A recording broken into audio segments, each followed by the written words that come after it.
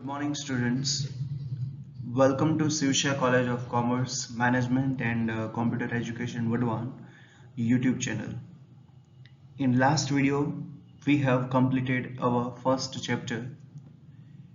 In today's video, we are going to start the next chapter, number 2, Dual Effect of Transactions and Accounting Equations. So, let us start this session.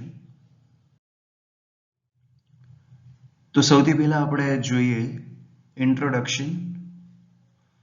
Business transactions are recorded in the books of accounts. But what is a transaction? A transaction is an exchange of money, goods and services between two persons. Exchange means to give and take such things which have equal value. Every businessman enters into a number of transactions every day. All of them are not recorded in the books of accounts. Only economic transactions are recorded while non-economic transactions are not recorded. If any transaction cannot be measured in money or money's worth, they are non-economic or non-financial transactions. તો જે first point છે એમાં શું કહેવા માંગે છે? Business transactions are recorded in the books of accounts. એટલે જે બુક્સ ઓફ અકાઉન્ટ્સ છે એમાં બિઝનેસ ટ્રાન્ઝેક્શન્સ જે છે એને રેકોર્ડ કરવામાં આવે છે. પણ ટ્રાન્ઝેક્શન એટલે શું? તો a transaction is an exchange of money, goods and services between two person. કે જે બે વ્યક્તિ છે એ બે વ્યક્તિ વચ્ચે મની, ગુડ્સ અથવા સર્વિસીસનું જે એક્સચેન્જ થાય છે એને ટ્રાન્ઝેક્શન કહેવાય છે. Exchange means, exchange એટલે શું? To give and take such things which have equal value. To give એટલે કંઈક આપવું અને take એટલે કંઈક લેવું. તો એવી વસ્તુની લેવડ દેવડ કે જેની વેલ્યુએશન જે છે ઇક્વલ હોય. Every businessman enters into a number of transactions every day. Each and every business has a lot of transaction per day. કોઈ પણ બિઝનેસ હોય તો એ બિઝનેસમાં ટ્રાન્ઝેક્શન્સ ઘણા બધા થતા હોય છે. પણ બધા જ જે ટ્રાન્ઝેક્શન્સ છે એનું આપણે બુક્સ ઓફ અકાઉન્ટ્સમાં રેકોર્ડિંગ કરતા નથી. જે ઇકોનોમિક ટ્રાન્ઝેક્શન્સ જે છે કે જેમાં મની જે છે એનું ટ્રાન્ઝેક્શન થયેલું છે તો ઇકોનોમિક ટ્રાન્ઝેક્શન છે એ જ રેકોર્ડ થાય છે. નોન ઇકોનોમિક ટ્રાન્ઝેક્શન જે છે એ રેકોર્ડ કરવામાં આવતા નથી. If any transaction cannot be measured in money or money's worth, they are non-economic or non-financial transaction. એટલે લાસ્ટ લાઈનમાં શું કહેલું છે કે જો કોઈ ટ્રાન્ઝેક્શન જે છે એ ટ્રાન્ઝેક્શનનું મેઝરમેન્ટ મનીના વેલ્યુએશનમાં નથી થઈ શકતું તો પછી એ ટ્રાન્ઝેક્શન જે છે એ non economic or non financial transaction છે તેમ કહેવાય. તો નેક્સ્ટ છે some of the economic transaction are following as under. તો ઇકોનોમિક ટ્રાન્ઝેક્શન જે છે એના એક્ઝામ્પલમાં ફર્સ્ટ છે started business with cash of ₹50,000. તો 50,000 થી બિઝનેસ સ્ટાર્ટ કર્યો તો 50,000 છે એ એક વેલ્યુએશન છે that we can measured. Okay, આપણે એનું મેઝરમેન્ટ કરી શકીએ છીએ મનીના વેલ્યુએશનમાં. તો પછી જે ફર્સ્ટ જે છે ટ્રાન્ઝેક્શન એ કયો છે? ઇકોનોમિક ટ્રાન્ઝેક્શન છે. Second, purchased furniture of ₹70,000 for business. Business purpose માટે 70,000 રૂપીસનું આપણે ફર્નિચર પરચેસ કર્યું તો એ પણ ઇકોનોમિક ટ્રાન્ઝેક્શન છે કે જેમાં જે ફર્નિચર જે છે એ ટેક ધેટ મીન્સ લેવામાં આવે છે અને એની સામે જે પ્રાઇસ જે છે એની કેશ જે છે એ આપવામાં આવે છે. Purchase goods worth ₹1,50,000 from Sunil. Sunil પાસેથી 1.5 લાખ રૂપિયાનો ગુડ્સ જે છે પરચેસ કર્યો તો આમાં પણ ઇકોનોમિક ટ્રાન્ઝેક્શન છે. The transaction on the basis of which accounting entries are made, they are called vouchers. Next point છે vouchers. તો vouchers એટલે શું? The transaction on the basis of which accounting entries are made, જેના basis ઉપર accounting entries કરવામાં આવે છે એને શું કહેવાય છે? વાઉચર્સ કહેવાય છે. All vouchers of business are filed in order of dates and accounts are written on the basis of such vouchers. તો બિઝનેસમાં જેટલા પણ વાઉચર્સ પ્રિપેર કરવામાં આવે છે એ ડેટ્સ અને અકાઉન્ટ્સની જે એ જે છે એમાં ફાઇલ એના ઓર્ડર પ્રમાણે ફાઇલ કરવામાં આવે છે અને એ જે ટ્રાન્ઝેક્શન થયેલા હોય છે ડેટ ટુ ડેટ એવી રીતે એને મેન્શન કરવામાં આવે છે. The details of transaction can be known in future from them. જે વાઉચર્સ છે એ વાઉચર્સમાંથી આપણે જે ટ્રાન્ઝેક્શન થયેલો છે એ ટ્રાન્ઝેક્શન કયો હતો, કયા પર્પઝ માટે ટ્રાન્ઝેક્શન થયેલો હતો, તો એ જે ડિટેલ જે છે આપણે જે બિંગ લખી છે, બિંગ દેટ મીન્સ ગુજરાતીમાં સ્ટુડન્ટ્સ આ બાબત છે, ઓકે, તો એના ઉપરથી આપણે એની બિંગ જાણીને એનો ટ્રાન્ઝેક્શનની ડિટેલ્સ જે છે એ જાણી શકીએ છીએ. And the accounting entries can be verified on the basis of vouchers. અને વાઉચર્સ જે આપણે પ્રિપેર કરવામાં આવે છે તો એના બેઝિસ ઉપર આપણે અકાઉન્ટિંગ એન્ટ્રીઝ જે છે એ એન્ટ્રીઝનું વેરિફિકેશન પણ કરી શકીએ છીએ. તો સ્ટુડન્ટ્સ આ હતું ઇન્ટ્રોડક્શન. હવે નેક્સ્ટ જોઈએ. સ્ટુડન્ટ્સ નેક્સ્ટ પોઈન્ટ છે dual effect of a transaction. Transaction છે એની ઇફેક્ટ ડ્યુઅલ થાય છે, તો એનો આપણે theoretical portion clear kariye. Every business transaction recorded in the books of accounts has two effects. One party gives the benefit and the other party receives the benefit. એટલે એ પોઈન્ટમાં શું કહેવામાં આવે છે કે બિઝનેસના જે દરેક ટ્રાન્ઝેક્શન હોય છે, ઈચ એન્ડ એવરી ટ્રાન્ઝેક્શન્સ, જેમાં સ્પેશિયલી ઇકોનોમિક ટ્રાન્ઝેક્શન છે, તો આપણે એનું બુક્સ ઓફ અકાઉન્ટ્સમાં રેકોર્ડિંગ કરીએ છીએ. તો એમાં શું હોય છે કે જે બુક્સ ઓફ અકાઉન્ટ્સમાં આપણે ટ્રાન્ઝેક્શનની રેકોર્ડિંગ કરીએ છીએ એમાં ટુ ઇફેક્ટ થાય છે. તો એમાં પહેલું છે one party gives the benefit. એક એવો પાર્ટી છે કે જે બેનિફિટ આપે છે અને સેકન્ડ પાર્ટી એ છે કે જે બેનિફિટ રિસીવ કરે છે. As a transaction is an exchange there must be two parties to every transaction. કે જ્યારે ટ્રાન્ઝેક્શન જે છે એનું એક્સચેન્જ થાય છે ત્યારે ત્યાં દરેક ટ્રાન્ઝેક્શનમાં બે પાર્ટી હોય છે. એક્ઝામ્પલ આપણને આપેલું છે goods of ₹1000 are purchased for cash, કે આપણે કેશથી 1000 ના ગુડ્સ જે છે એ પરચેસ કરેલા છે. This transaction has to following effects. તો આ જે ટ્રાન્ઝેક્શન છે એને બે ઇફેક્ટ્સ થાય છે. તો પહેલું શું છે, goods come in, so goods account is affected. સૌથી પહેલા તો જે બિઝનેસ છે એ બિઝનેસમાં ગુડ્સ આવે છે, તો ગુડ્સ આવે તો ગુડ્સ અકાઉન્ટને ઇફેક્ટ થશે. અને પછી કેશ જે છે એ ગોઝ આઉટ. આપણે ગુડ્સ પરચેસ કર્યું તો પરચેસ કરશું તો આપણી પાસેથી સેલ શું થશે, જશે. ઓકે, તો cash goes out and so cash account is affected. તેથી કેશ અકાઉન્ટ જે છે એને પણ ઇફેક્ટ થશે. ફરીથી આપણે 1000 રૂપીસનું ગુડ્સ પરચેસ કર્યું કેશમાં, ઓકે, બિઝનેસ પર્પઝ માટે, તો પછી એની ઇફેક્ટ શું થશે કે પહેલી ઇફેક્ટ એ થશે કે ગુડ્સ જે છે બિઝનેસમાં આવે છે, તો બિઝનેસમાં ગુડ્સ આવશે તો પછી ગુડ્સ અકાઉન્ટ જે આપણે પ્રિપેર કરેલું હોય એને ઇફેક્ટ થશે. અને સેકન્ડ છે કેશ ગોઝ આઉટ. તો જ્યારે આપણે બિઝનેસ પર્પઝ માટે ગુડ્સ પરચેસ કરેલા છે તો પરચેસ કરશું તો આપણી પાસેથી કેશ જે છે એ શું થાય, જાય છે. ઓકે, તો cash goes out and so cash account is affected. Cash goes out, that's why the cash account will be effect. Okay, thus one account receives the benefit and the other account gives the benefit. So આપણે જે આ બે effect આપેલી એના ઉપરથી શું conclusion આવે છે કે એક અકાઉન્ટ જે છે એ બેનિફિટ રિસીવ કરે છે અને જે સેકન્ડ અકાઉન્ટ જે છે એ બેનિફિટ આપે છે. That is why the system is known as double entry bookkeeping. આ જે એન્ટ્રી જે છે એ ડબલ એન્ટ્રી બુક કીપિંગ તરીકે ઓળખવામાં આવે છે. તો હવે જોઈએ types of accounts. Many accounts are involved in the transaction of a business unit. Example, creditors account, debtors account, proprietors account, which is called capital account. તો એમાં શું કહેવા માંગે છે, many accounts are involved in the transaction of a business unit. Business યુનિટના જેટલા transaction થાય છે એમાં ઘણા બધા અકાઉન્ટ્સ જે છે ઇન્વોલ્વ થયેલા હોય છે. જેમ કે ક્રેડિટરનું અકાઉન્ટ છે, ડેટર્સનું અકાઉન્ટ છે, પ્રોપ્રાઇટરનું અકાઉન્ટ છે. તો આ બધા જે એકાઉન્ટ છે એને કેપિટલ એકાઉન્ટ કહે છે. લાસ્ટ વિડીયોઝમાં આપણે ક્રેડિટર્સ, ડેટર્સ, પ્રોપ્રાઇટર્સ એના બધા આપણે ટર્મિનોલોજી છે જોયું હતું. જે સ્ટુડન્ટ્સ એ વિડીયો જોયો ન હોય તો એ એક વખત વિડીયો રિફર કરી લે. પછી નેક્સ્ટ પોઈન્ટ છે goods have to be purchased to carry on business. Fixed assets like land and building, vehicles, furniture, etc. have to be purchased to carry on the business.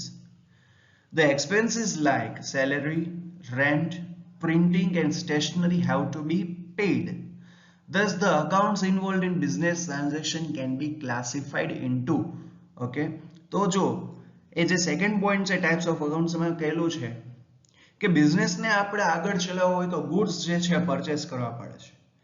ત્યારબાદ fix assets જેમ કે land and building છે, vehicles છે, furniture છે, તો આ પણ આપણે બિઝનેસની કેરી ઓન કરવા માટે પરચેસ કરવો પડે છે. નેક્સ્ટ એમાં કહેલું છે કે સેલેરી, રેન્ટ, પ્રિન્ટિંગ, સ્ટેશનરી આવા બધા એક્સપેન્સીસ પણ થાય છે. તો હવે જે બધા આ ટ્રાન્ઝેક્શન થાય છે એને કયા અકાઉન્ટમાં આપણે એન્ટ્રી આપવી જોઈએ? તો આ ટ્રાન્ઝેક્શનમાં જે અકાઉન્ટ્સ ઇન્વોલ્વ થાય છે એમાં સૌથી પહેલું છે પર્સનલ એકાઉન્ટ, સેકન્ડ છે ઇમ્પર્સનલ એકાઉન્ટ. એના બે મેઇન જે ક્લાસિફિકેશન છે એમાં પહેલું છે પર્સનલ એકાઉન્ટ અને સેકન્ડ છે ઇમ્પર્સનલ એકાઉન્ટ. તો ઇમ્પર્સનલ એકાઉન્ટ્સ જે છે એ ફરીથી બે પાર્ટમાં ક્લાસિફાઈડ થાય છે, જેમાં પહેલું છે રિયલ અકાઉન્ટ્સ અને સેકન્ડ છે નોમિનલ અકાઉન્ટ્સ. તો હવે આપણે પહેલા જોઈએ પર્સનલ અકાઉન્ટ વિશે. The account in which any person is involved is called personal account. એટલે કે જે કોઈ પણ ટ્રાન્ઝેક્શન થયેલો હોય એ ટ્રાન્ઝેક્શનમાં કોઈ પર્સન ઇન્વોલ્વ હોય અને એ ટ્રાન્ઝેક્શનની એન્ટ્રી પર્સનલ એકાઉન્ટમાં આપવી પડે. ઓકે, તો ફરીથી the account in which any person is involve is called personal account. જે એકાઉન્ટમાં કોઈ પર્સન ઇન્વોલ્વ થયેલો હોય તો એવા અકાઉન્ટ જે છે ને પર્સનલ એકાઉન્ટ તરીકે ઓળખવામાં આવે છે. Example, our customer Anil Parikh's account or our creditor Vimal Patel's account. Example આપેલું છે કે આપણા કોઈ કસ્ટમર હોય અનિલ પરીખ, તો હવે એ અનિલ પરીખનું આપણે એકાઉન્ટ પ્રિપેર કરવું પડે છે. એ પર્સન છે. ઓકે, તો અનિલ પરીખનું અકાઉન્ટ જે છે કયું અકાઉન્ટ કહેવાય? પર્સનલ એકાઉન્ટ કહેવાય. એવી રીતે આપણા કોઈ ક્રેડિટર હોય જેમાં બુકમાં નામ આપેલું છે વિમલ પટેલ. ઓકે, તો આપણે એનું શું બનાવેલું હશે? અકાઉન્ટ બનાવેલું હશે, તો એ પણ પર્સન ઇન્વોલ્વ છે, તો એ વિમલ પટેલનું અકાઉન્ટ જે છે એ પણ પર્સનલ અકાઉન્ટ કહેવાય. An account of each such person with whom we have dealings has to be maintained. આપણે જે પર્સન સાથે ડીલિંગ કરતા હોય, ઓકે, તો એનું આપણે અકાઉન્ટ જે છે બનાવવું પડે છે. Example, sold goods of ₹5,000 to Anil Parikh on credit. આપણે અનિલ પરીખને ક્રેડિટ ઉપર 5000 નો ગુડ્સ જે છે સોલ્ડ કરેલો છે. તો અહીંયા શું થશે? Anil Parikh get benefits from us. Anil પરીખને આપણાથી બેનિફિટ મળશે. And doesn't give anything in return immediately. પણ એ આપણને ઇમિડિયેટલી રિટર્નમાં કંઈ આપતો નથી. શું કામ? કારણ કે આપણે જેને સેલિંગ જે છે એ શેના ઉપર કરેલું છે? ક્રેડિટ ઉપર કરેલું છે. Hence we have to open his account and debit his account. તો હવે આ જે ટ્રાન્ઝેક્શન થયેલો છે ક્રેડિટ ઉપર થયેલો છે, રિટર્નમાં આપણને અનિલ જે છે એ કંઈ આપતો નથી. એના માટે થઈને આપણે હજુ એની પાસેથી પૈસા લેવાના બાકી છે. ઓકે, તો એટલે શું કરવું પડશે કે આપણે અનિલનું અકાઉન્ટ બનાવવું પડશે અને જે અમાઉન્ટ છે એ આપણે ડેબિટ કરવી પડશે. ઓકે, તો આ જે આપણે અકાઉન્ટ કર્યું એ શું છે? Personal account. તો હવે ઇમ્પર્સનલ એકાઉન્ટમાં જોઈએ તો ઇમ્પર્સનલ એકાઉન્ટ છે એના બે ભાગ છે, રિયલ અકાઉન્ટ્સ અને નોમિનલ અકાઉન્ટ્સ. તો રિયલ અકાઉન્ટ્સ જે છે એને accounts of goods and assets તરીકે ઓળખવામાં આવે છે. નોમિનલ અકાઉન્ટ્સ છે એને અકાઉન્ટ્સ ઓફ એક્સપેન્સીસ એન્ડ ઇન્કમ્સ તરીકે ઓળખવામાં આવે છે. તો real accounts deal with assets like building, machinery, furniture, motor car, which help in carrying on the business. તો રિયલ અકાઉન્ટ જે છે એ જે અસેટ્સ છે જેમ કે બિલ્ડિંગ છે, મશીનરી છે, ફર્નિચર, મોટર કાર, એની સાથે ડીલિંગ કરે છે. અને આ જે અસેટ્સ છે બિઝનેસને કેરી ઓન કરવા માટે પણ હેલ્પફુલ થાય છે. Real accounts also deal with the goods or commodities bought for the purpose of resale. Okay, business યુનિટમાં જે કોઈ પણ ગુડ્સ અથવા કોમોડિટીઝ પરચેસ કરવામાં આવેલી છે for the purpose of reselling માટે, ઓકે, તો એની સાથે પણ રિયલ અકાઉન્ટ જે છે એ ડીલિંગ કરે છે. આ ઉપરાંત purchase account, sales account are the example of goods or commodities in which a businessman deals.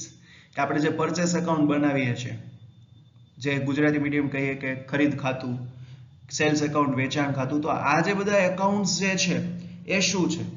એ પણ ગુડ્સ ઓર કોમોડિટીઝ રિલેટેડ જે ડીલિંગ થતી હોય છે જે બિઝનેસમાં, એ અકાઉન્ટ્સ આપણે પ્રિપેર કરેલા છે. તો આવા જે અકાઉન્ટ્સ જે છે એ રિયલ અકાઉન્ટ્સ છે. સેકન્ડ છે નોમિનલ અકાઉન્ટ. તો નોમિનલ અકાઉન્ટમાં શું છે? Nominal or fictitious accounts relate to expenses, loss, income or gain. In short, જે નોમિનલ અકાઉન્ટ્સ છે એ એક્સપેન્સ અને ઇન્કમ જે થાય છે એની સાથે રિલેટેડ છે. ધ એક્સપેન્સીસ અકાઉન્ટ ઇન્ક્લુડ, તો એક્સપેન્સીસ અકાઉન્ટ કયા કયા બને છે? સેલેરી અકાઉન્ટ હોય, રેન્ટ અકાઉન્ટ હોય, ડેપ્રિશિએશન અકાઉન્ટ હોય, એટસેટ્રા. તો આ બધા આપણે એક્સપેન્સ અકાઉન્ટ કહીએ છીએ. ધ ઇન્કમ અકાઉન્ટ્સ કયા? Commission received account, rent received account, etcetera. That means જે આપણે એક્સપેન્સ અથવા ઇન્કમ માટેના જે અકાઉન્ટ પ્રિપેર કરીએ છીએ તો એને શું કહેવાય છે? નોમિનલ અકાઉન્ટ્સ તરીકે ઓળખવામાં આવે છે. તો સ્ટુડન્ટ્સ, હવે અહીંયા જે ટ્રાન્ઝેક્શનના એક્ઝામ્પલ્સ આપેલા છે એની ડ્યુઅલ ઇફેક્ટ શું થાય એ સમજીએ. તો એમાં ફર્સ્ટ ટ્રાન્ઝેક્શન છે started business with cash of ₹2 lakh. હું બંને ઇંગ્લિશ ઓર ગુજરાતીમાં બોલીશ. Started business with cash of ₹2 lakh. 2 lakh રૂપિયાથી, 2 લાખ કેશથી આપણે બિઝનેસની શરૂઆત કરી છે. તો હવે એમાં સૌથી પહેલા પ્રેક્ટિકલી વિચારો તો કેશ જે છે એ બિઝનેસમાં આવે છે એટલે પહેલી ઇફેક્ટ શું થાય? Cash comes in the business. Okay, બિઝનેસમાં કેશ આવે છે એટલે કેશ. ઓકે, પણ હવે એ કેશ આપે છે કોણ?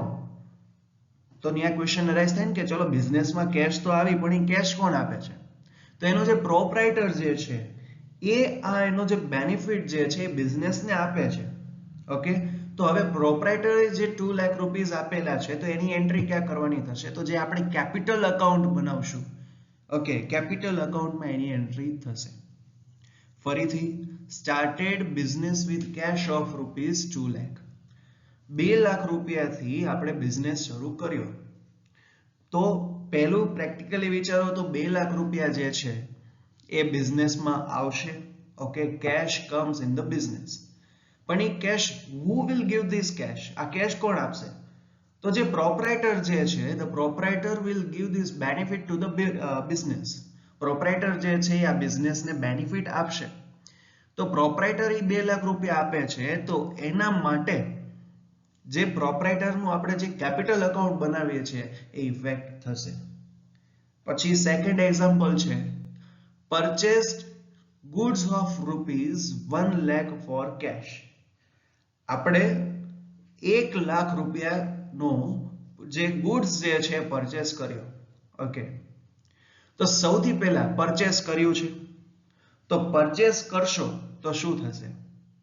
કેશ જે છે એ જશે. Okay, cash goes. પણ આપણે ગુડ્સ જે છે એ પરચેસ કરેલું છે એટલે ગુડ્સ જે છે એ બિઝનેસમાં આવશે.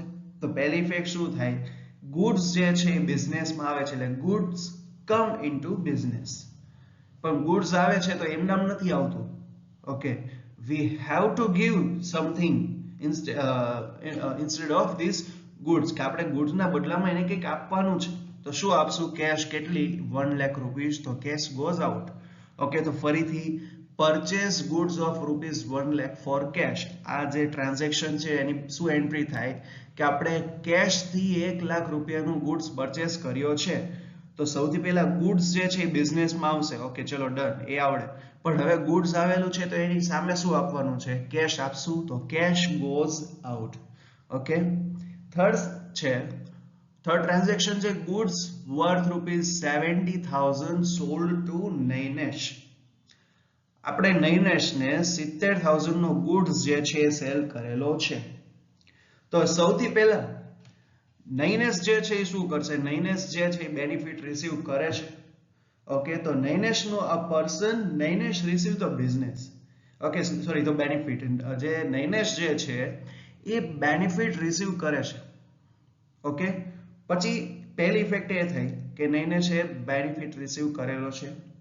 તો સેકન્ડ ઇફેક્ટ શું થાય છે કે આપણે આપણા બિઝનેસમાંથી ગુડ્સ જે છે એ સેલ કરીએ છીએ. તો ગુડ્સ સેલ કરો તો ગુડ્સ જે છે એ બિઝનેસમાંથી જશે. ઓકે, તો goods go out of business. પછી ફોર્થ ટ્રાન્ઝેક્શન છે withdrawn ₹12,000 from bank. એટલે બેંકમાંથી આપણે 12,000 રૂપિયાનો ઉપાડ, વિથડ્રોન ધેટ મીન્સ ઉપાડ કરેલો છે. તો ઉપાડ કરશો તો પૈસા શું આવશે? ઓકે, તો પૈસા આવશે તો કેશ કમ્સ. ઓકે, પૈસા આપે, પણ આપણને બેનિફિટ કોણ આપે? આ પૈસા કોણ આપે છે? તો બેંક. ઓકે, તો આની બે ઇફેક્ટ શું થશે કે કેશ આવે છે બિઝનેસમાં. ઓકે, અને બેંક જે છે એ આપણને બેનિફિટ આપે છે. ફિફ્થ એક્ઝામ્પલ છે gave a check of ₹1 lakh to Sunil. સુનિલને આપણે 1 લાખ રૂપિયાનો ચેક આપ્યો. જો ધ્યાન રાખજો, ચેક આપી છે. જ્યારે પણ ચેકનું કોઈ ટ્રાન્ઝેક્શન થતું હોય ત્યારે ડેબિટ ઓર ક્રેડિટ જે છે એ બેંક થશે. ઓકે, તો gave a check of ₹1 lakh to Sunil. સુનિલને આપણે 1 લાખ રૂપિયાનો ચેક આપ્યો છે. ઓકે, તો બેનિફિટ કોને આપ્યો છે? આપણે સુનિલને આપ્યો છે. ઓકે, તો સુનિલના અકાઉન્ટમાં સુનિલ રિસીવ કરે છે આ બેનિફિટ. ઓકે, બિઝનેસ છે એ સુનિલને બેનિફિટ આપે છે અને સુનિલ બેનિફિટ રિસીવ કરે છે. ઓકે, તો સુનિલ રિસીવ્સ. ઓકે, પણ હવે અહીંયા ચેક આપેલો છે, કેશ નથી આપેલો. તો ચેક આપેલો છે તો કયું અકાઉન્ટની સાથે આની ઇફેક્ટ થશે? બેંક અકાઉન્ટ સાથે. Okay, gave a check of ₹1 lakh to Sunil, એટલે સુનિલના અકાઉન્ટને પણ ઇફેક્ટ થાય અને જે બેંક અકાઉન્ટ આપણે પ્રિપેર કરીએ છીએ તો એને પણ ઇફેક્ટ થાય. નેક્સ્ટ છે types of transaction. Only certain types of transactions are recorded in the books of account and certain types of transactions cannot be recorded. તો અમુક ચોક્કસ પ્રકારના જે ટ્રાન્ઝેક્શન છે એ બુક્સ ઓફ અકાઉન્ટ્સમાં રેકોર્ડ થાય છે, જ્યારે બાકીના ટ્રાન્ઝેક્શન જે છે એ રેકોર્ડ થતા નથી. If we invite a friend to a dinner, it cannot be recorded in the books of accounts of the business. આપણે કોઈ ફ્રેન્ડને ડિનર માટે ઇન્વાઇટ કરીએ છીએ તો પછી આજે જે એક્સપેન્સ એ ડિનરમાં થશે તો એની એન્ટ્રી આપણે બિઝનેસના બુક્સ ઓફ અકાઉન્ટ્સમાં કરશું નહીં. ઓકે, તો આ ટ્રાન્ઝેક્શનની કોઈ એન્ટ્રી ન થાય. એના માટે થઈને there are two types of transaction. ટ્રાન્ઝેક્શનના બે પ્રકાર છે, ઇકોનોમિક ટ્રાન્ઝેક્શન અને નોન ઇકોનોમિક ટ્રાન્ઝેક્શન. તો હવે બંને વિશે આપણે થોડી માહિતી મેળવીએ. ઇકોનોમિક ટ્રાન્ઝેક્શનમાં શું છે? Those transactions in which money is exchanged or such things or services are exchanged which can be measured in terms of money are called economic transaction. Okay, તો આપણે કોઈ goods or services ની સાથે આપણે money exchange કરીએ છીએ in terms of money which can be measured in terms of money. તો એ જે ટ્રાન્ઝેક્શન થયેલો છે એ ઇકોનોમિક ટ્રાન્ઝેક્શન છે. Those transaction in which money is exchanged or such thing or services are exchanged which can be measured in terms of money are called economic transactions. Okay, એટલે goods or services અથવા તો કોઈ એવી વસ્તુ હોય જેના બદલામાં આપણે મનીનું ટ્રાન્ઝેક્શન કરીએ છીએ, ઓકે, એક્સચેન્જ કરીએ છીએ અને એ ટ્રાન્ઝેક્શનને આપણે મનીના વેલ્યુએશનમાં મેજર કરી શકીએ છીએ, તો એ જે ટ્રાન્ઝેક્શન છે એને ઇકોનોમિક ટ્રાન્ઝેક્શન તરીકે ઓળખવામાં આવે છે. પછી If we invite a friend to a dinner, it is not economic transaction because the cost of dinner is not to be recovered from the friend. આપણે કોઈ ફ્રેન્ડને ડિનર માટે ઇન્વાઇટ કરીએ છીએ તો પછી ઇકોનોમિક ટ્રાન્ઝેક્શન નથી. આપણે કારણ કે આપણે જે એને ડિનર માટે બોલાવે છે તેનો ખર્ચો જે છે એ આપણે એની પાસેથી વસૂલવાના નથી. In other words, if in a transaction cash is exchanged against cash or against goods or services or against assets, then such transaction is called economic transaction. બીજા શબ્દોમાં સમજવું હોય તો ટ્રાન્ઝેક્શનમાં આપણે કેશની એક્સચેન્જમાં કેશ અથવા ગુડ્સ ઓર સર્વિસના એક્સચેન્જમાં કેશ, પછી અસેટ્સના એક્સચેન્જમાં કેશ, તો આવા જે બધા ટ્રાન્ઝેક્શન થાય છે એને આપણે ઇકોનોમિક ટ્રાન્ઝેક્શન તરીકે ઓળખી શકાય છે. પછી non economic transaction, those transactions in which money is not exchanged or there is an exchange of such things which cannot be measured in money are called non-economic transaction. એવા ટ્રાન્ઝેક્શનમાં કે જ્યાં મનીને કોઈ જ ઇફેક્ટ થતી નથી અથવા મનીનું એક્સચેન્જ જે છે એ નથી થતું એ ગુડ્સ ઓર સર્વિસના બદલામાં, તો આવો જે ટ્રાન્ઝેક્શન જે છે એને નોન ઇકોનોમિક ટ્રાન્ઝેક્શન તરીકે ઓળખવામાં આવે છે. If we are writing the books of accounts of the business, then personal transaction or social transaction of the proprietor are not recorded in the book of account because they are not business transaction. કે જો આપણે books of accounts લખતા હોય તો જે માલિક જે છે, જે પ્રોપ્રાઇટર છે, એના જે સોશિયલ અથવા તો જે પર્સનલ એક્સપેન્સીસ થયેલા છે, જે પર્સનલ ટ્રાન્ઝેક્શન છે કે સોશિયલ ટ્રાન્ઝેક્શન છે, તો એની આપણે બુક્સ ઓફ અકાઉન્ટ્સમાં એન્ટ્રી કરવાની નથી. શા માટે? કારણ કે એ જે ટ્રાન્ઝેક્શન થયેલા છે એ બિઝનેસના ટ્રાન્ઝેક્શન નથી. ઓકે, તો સ્ટુડન્ટ્સ આ સ્લાઇડમાં આપણે જોયું ઇકોનોમિક ટ્રાન્ઝેક્શન્સ અને નોન ઇકોનોમિક ટ્રાન્ઝેક્શન્સ. તો સ્ટુડન્ટ્સ હવે આપણે જોઈએ forms of economic transactions. First, exchange of cash for goods. Second, exchange of cash for services. Third, exchange of cash for debts. Fourth, exchange of cash for an asset. Fifth, exchange of goods for assets. Exchange of goods for services. And the last one, exchange of a debt for a debt. તો line by line આપણે first જોઈએ exchange of cash for goods. In such a transaction we receive goods or give goods against cash. આવો જે transaction છે એમાં શું હોય છે કે આપણે ગુડ્સ જે છે એ રિસીવ કરીએ છીએ ઓર આપીએ છીએ અગેન્સ્ટ કેશ. ઓકે, કેશના બદલામાં આપણે ગુડ્સ રિસીવ કરીએ છીએ અથવા તો ગુડ્સ જે છે આપીએ છીએ.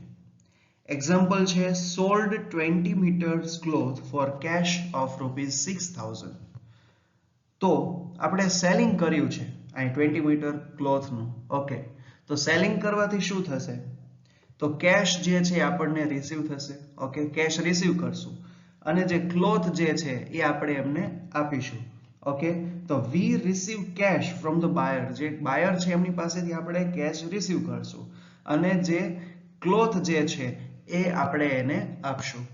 સેકન્ડ છે exchange of cash for services. In some transactions we avail of the services of some person and give cash for it. આપણે અમુક ટ્રાન્ઝેક્શન એવા હોય છે કે જેમાં કોઈ પર્સન પાસેથી સર્વિસીસ જે છે એ આપણે મેળવીએ છીએ અને એના અગેન્સ્ટ આપણે એમને કેશ આપીએ છીએ. જેમ કે paid ₹9,000 for salary to accountant Ashok. Ashok જે છે અકાઉન્ટન્ટ છે અને એ અકાઉન્ટન્ટની જે સર્વિસીસ જે આપણને આપે છે તો એની જે સર્વિસ છે એના બદલામાં આપણે એને શું આપીએ છીએ? એનો સેલેરી.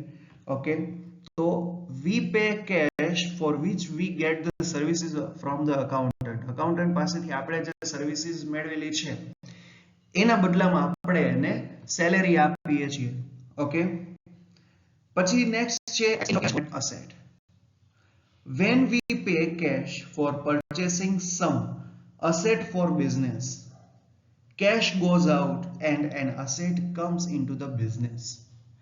એટલે એ પોઈન્ટમાં શું કહે છે કે જ્યારે પણ આપણે કોઈ અસેટ જે છે પરચેસ કરીએ છીએ તો અસેટ પરચેસ કરીએ છીએ ત્યારે શું થાય છે કેશ ગોઝ આઉટ કેશ બહાર જાય છે ઓકે કેશ બિઝનેસમાંથી જાય છે અને અસેટ જે છે બિઝનેસમાં આવે છે ઓકે તો પછી આવો જે ટ્રાન્ઝેક્શન છે કયો ટ્રાન્ઝેક્શન છે exchange of cash for an asset okay પહેલા મેં ફોર્થ ટ્રાન્ઝેક્શન કરાયો છે પછી હવે exchange for cash for debts જોશું એક્ઝામ્પલ છે purchased a computer of ₹50,000 for cash આપણે 50,000 રૂપિયાનું એક કમ્પ્યુટર પરચેસ કર્યું છે ઓકે તો પછી આ જે કમ્પ્યુટર જે છે બિઝનેસ માટે અસેટ કહેવાશે ઓકે તો અસેટ આવશે અને કેશ બિઝનેસમાંથી જશે પછી આપણે થર્ડ ટ્રાન્ઝેક્શન જે છે જોઈએ cash of exchange for debts okay in business we may receive cash for debts owed to us by a customer or we may pay cash for debts which we owe to some creditor. Example, paid ₹7,500 to Prafur for amount due to him. Here we reduce our debt and in exchange pay cash to him. Okay, તો આ જે transaction જે છે શું કહેવા માંગે છે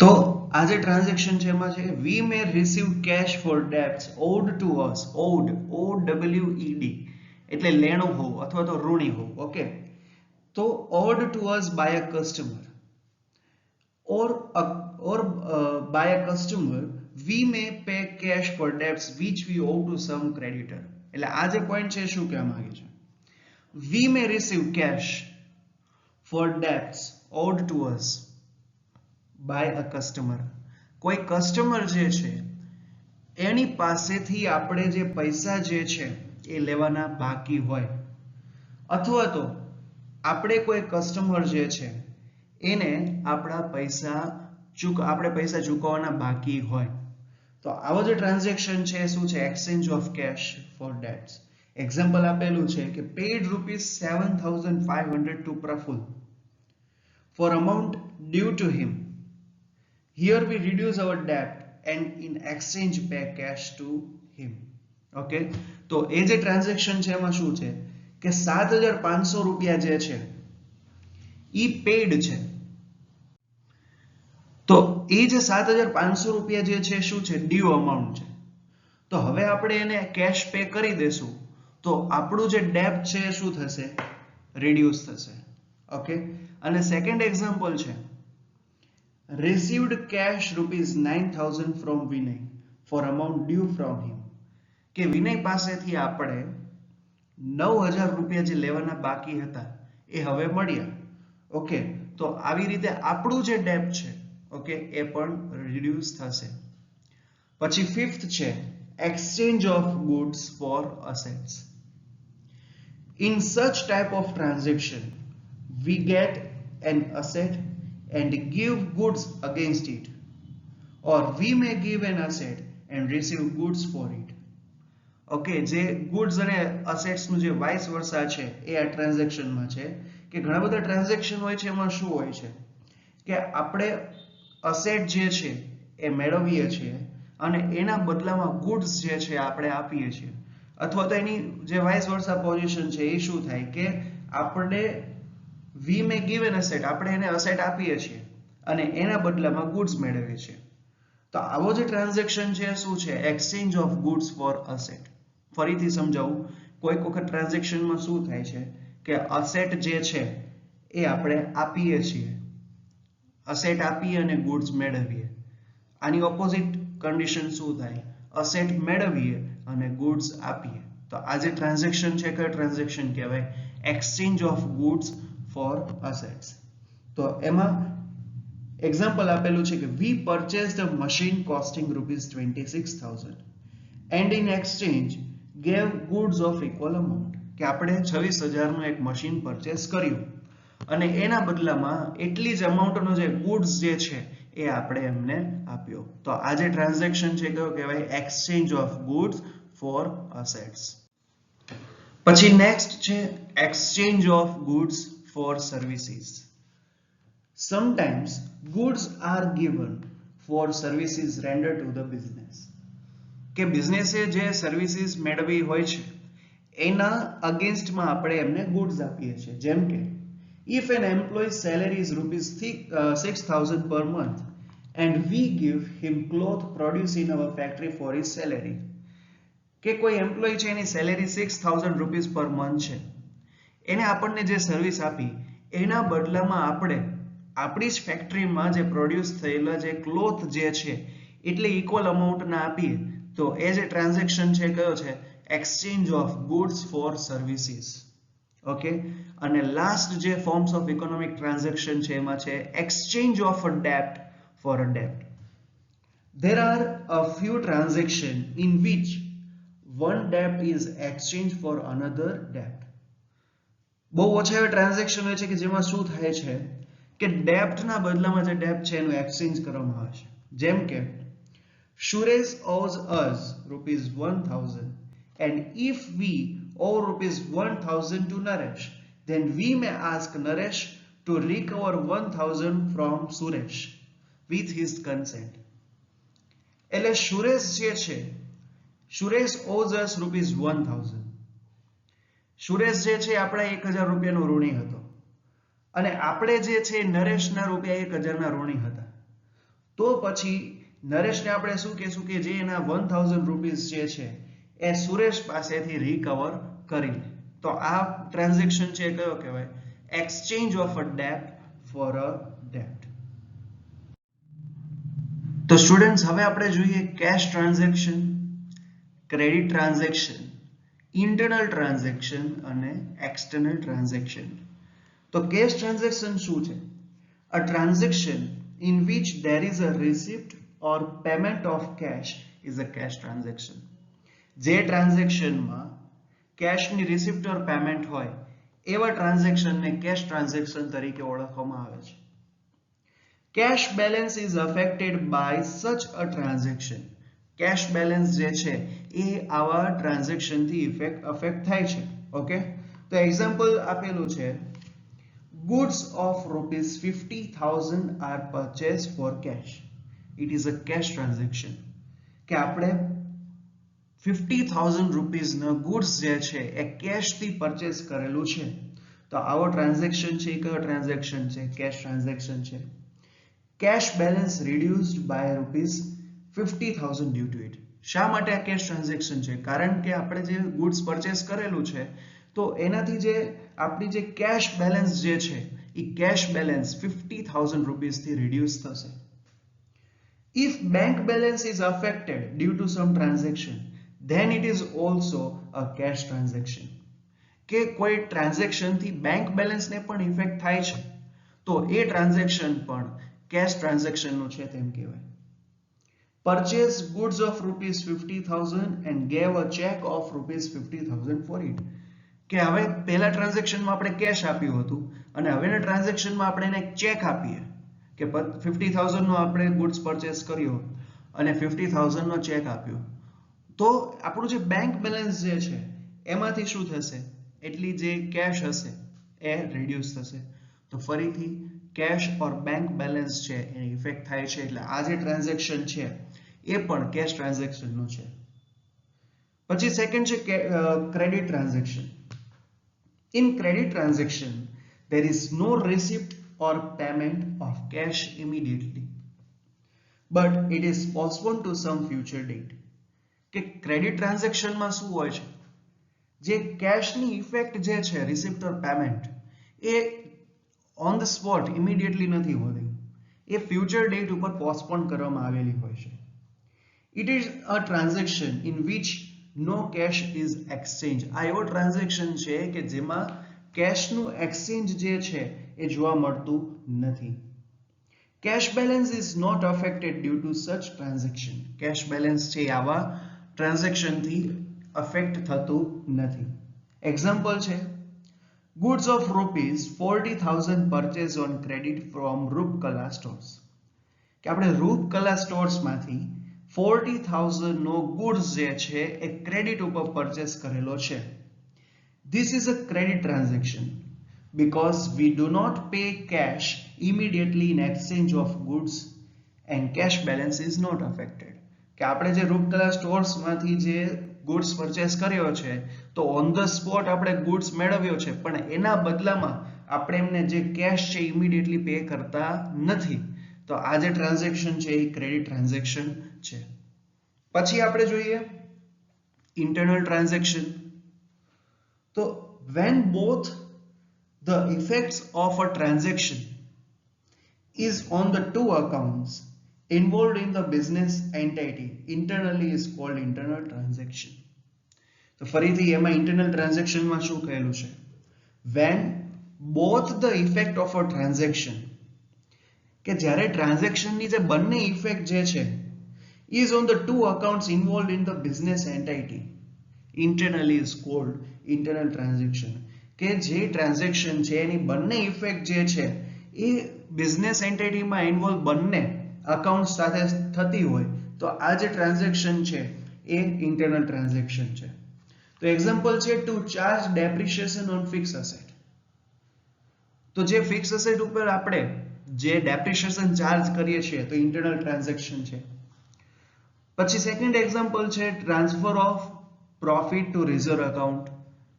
પછી to return of loss on obsolete asset. તો આવા બધા જે ટ્રાન્ઝેક્શન છે ઇન્ટરનલ ટ્રાન્ઝેક્શન છે કારણ કે there is no effect of such transaction on outside parties. કે જે આ ટ્રાન્ઝેક્શન છે એની આઉટસાઇડ પાર્ટીઝ જે છે એ આઉટસાઇડ પાર્ટીઝમાં એની કોઈ ઇફેક્ટ કરવામાં આવતી નથી. એટલે આ બધા જે ટ્રાન્ઝેક્શન છે એ ઇન્ટરનલ ટ્રાન્ઝેક્શન છે. પછી એક્સટર્નલ ટ્રાન્ઝેક્શનમાં શું? those transaction which are arisen between business entity and outside party are external transaction. તો જે બિઝનેસ એન્ટિટી અને આઉટસાઇડ પાર્ટી સાથે જે ટ્રાન્ઝેક્શન કરવામાં આવે છે એ એક્સટર્નલ ટ્રાન્ઝેક્શન છે. For an example purchase of goods, selling of goods, payment of salary, purchase of fix assets. તો આ બધા જે ટ્રાન્ઝેક્શન છે એ એક્સટર્નલ ટ્રાન્ઝેક્શન છે. તો સ્ટુડન્ટ્સ આ વિડીયોમાં આપણે ચેપ્ટર 2 જે છે આજે સ્ટાર્ટ કર્યું અને ઓલમોસ્ટ થિયરિકલ પોર્શન જે છે એ આ વિડીયોમાં આપણે ઇન્ક્લુડ કરી લીધો છે. નેક્સ્ટ વિડીયોમાં જે એક રિમેનિંગ થિયરિકલ પોર્શન છે a is equal to c+l વાળો એ આપણે નેક્સ્ટ વિડીયોમાં જોશું. જો આ વિડીયોમાં કોઈ ડાઉટ હોય તો તમે મેસેજ ઓર કોલ કરીને પૂછી શકો છો. જો વિડીયો ગમે તો વિડીયોને લાઈક કરજો, શેર કરજો અને આપણી કોલેજની ચેનલને સબસ્ક્રાઇબ કરવાનું ભૂલતા નહીં. Thank you so much students for watching this video. Bye bye.